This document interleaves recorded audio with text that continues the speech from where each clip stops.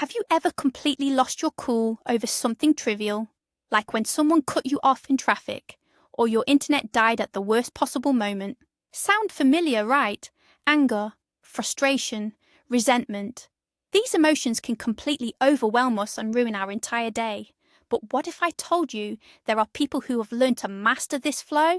They don't suppress their emotions, but instead channel them constructively. Today, we'll talk about the philosophy of Stoicism and explore 7 specific ways resilient people maintain ironclad control over their emotions. And believe me, some of these methods might truly surprise you. To begin, let's quickly break down what Stoicism is. Don't worry, this isn't a dry philosophy lecture. In short, Stoicism is an ancient, practical system for living, practiced by everyone from Emperor Marcus Aurelius to the slave Epictetus. Its core idea is simple. We cannot control what happens around us, but we can always control our reaction to it. It's not about becoming an unfeeling robot, but about becoming the master of your inner world.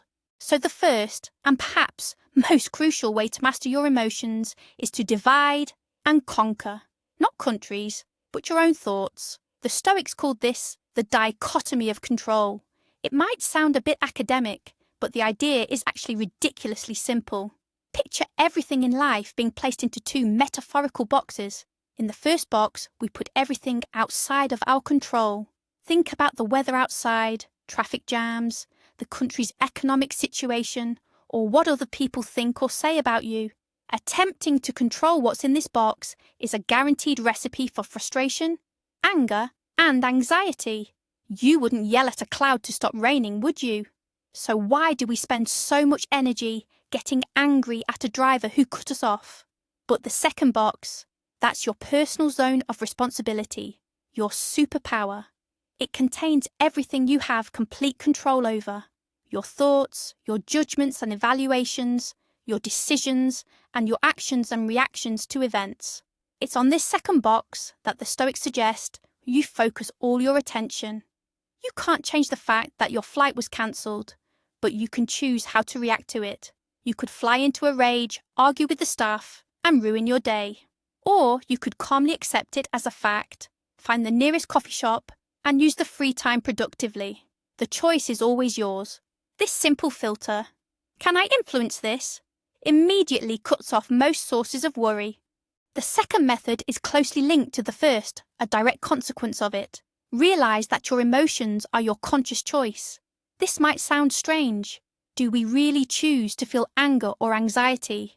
Stoics say yes, precisely. Let's imagine this scenario. Someone leaves a caustic comment under your photo online. Your first reaction, a flash of hurt, then anger. But let's break this down frame by frame, like a movie. Here's the raw fact, a string of letters on a screen. This string of letters, in itself, holds no power over you. It's neutral.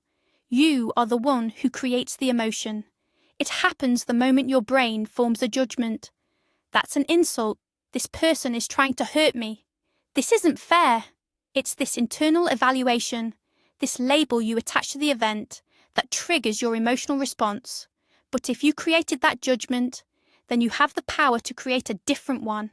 What if your judgment was, "That's just the opinion of someone I don't know," or "Looks like someone's having a bad day," or even, "How amusing that they care so much." Notice the event hasn't changed. The comment is still there. But by altering your judgment, you completely transform your emotional reaction. You stop being a victim of others' words and become the master of your own inner state. That is true freedom. Now, the third method might seem a little strange, perhaps even a bit dark, but it's incredibly effective.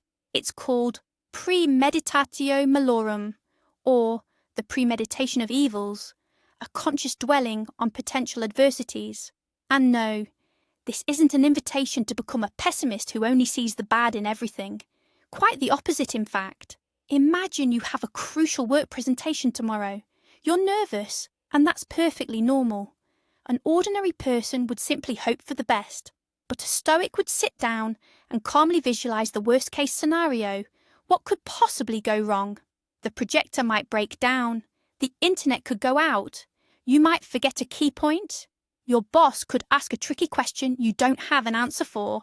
The Stoic mentally runs through this failure. Why? First, it robs potential failure of its element of surprise.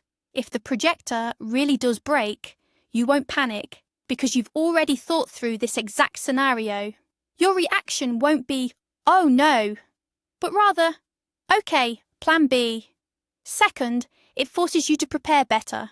Since you've envisioned a broken projector, you'll save your presentation to a flash drive beforehand and print out several copies for key attendees. And there's another magical side effect. If everything goes smoothly, you'll experience not just relief, but genuine, profound gratitude. You'll appreciate that success far more. So this isn't a rehearsal for failure. It's a kind of mental inoculation against life's setbacks, making you stronger and significantly calmer. But enough about gloomy forecasts. Let's shift our focus to something truly expansive. Our fourth technique is what I call the mental zoom out, or as the Stoics famously referred to it, the view from above. This is one of the most potent practices for instantly reducing stress. Imagine for a moment that you're completely consumed by a problem. Perhaps you had a disagreement with a friend, or received some unwelcome feedback at work. In that moment, the issue feels colossal, completely filling your mind. Now try this. Mentally rise above yourself.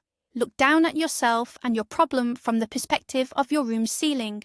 Already, it seems a little smaller, doesn't it? Now ascend even higher. See your house, your street, your entire city.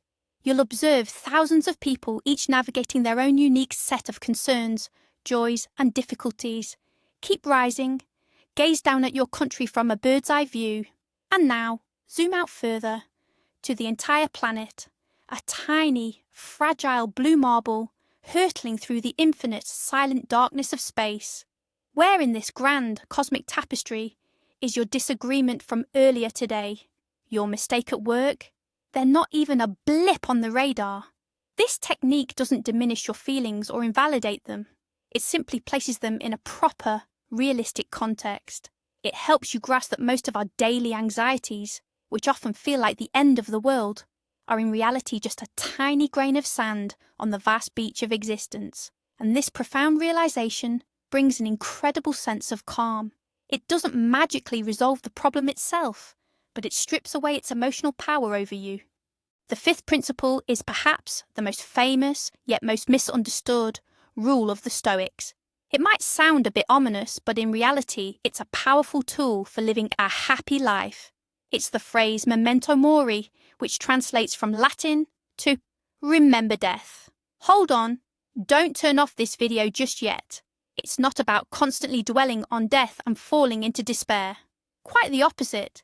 It's a reminder not of the end, but of the value of the present moment. Imagine spending your day consumed by petty grievances. You're fuming at a colleague who didn't praise you. You're annoyed because someone took your parking spot. You spend hours replaying an unpleasant conversation in your head. Now imagine for a moment that this day is your last. Would you really waste its precious hours on such trivialities? Of course not. Remember death is a universal filter that instantly helps separate the important from the insignificant. It's a reminder that our time is limited, and since it's limited, is it worth spending it on petty squabbles, meaningless worries, and festering resentments? Or is it better to spend it telling your loved ones how much you love them, on doing something meaningful, or simply enjoying a cup of coffee and the sunlight? Memento mori isn't about fear, it's about priorities. It's a daily nudge that compels us to live a fuller, more mindful, and more grateful life, right here, right now. But the single most pivotal moment in truly grasping Stoicism and gaining control over your emotions comes down to one simple, yet profound idea. Ready? An event, in itself, is never good or bad. It simply is. It's neutral. It's our judgment that makes it good or bad. Think about this. You get fired from your job. Is that bad? At first glance, yes. But what if that firing pushes you to finally start the business you've always dreamed of? or leads you to a new, much better job, then that firing was good. The event itself, the fact of being fired, didn't change. What changed was your perception of it and the subsequent outcomes. Once you truly grasp that there's a gap between an event and your emotional reaction to it, and that within this gap lies your freedom of choice, your life will never be the same. You stop being a victim of circumstances and become the architect of your own perception. So, to summarize, emotional control in the Stoic view isn't about suppression, but about consciously choosing your response. It's the ability to distinguish facts from judgments, to prepare for adversity, to gain perspective on problems, to appreciate the present moment, and to accept what lies beyond our control. It's a powerful toolkit that can make your life calmer and more intentional. Thank you for watching this video all the way to the end. If you found this useful and learned something new, please give it a like and subscribe to the channel so you don't miss other videos on self-improvement. Now, a question for you. Which of these 7 approaches did you find most helpful for yourself? Or perhaps you already apply something similar in your own life? Share your experiences in the comments below. I'd love to read them.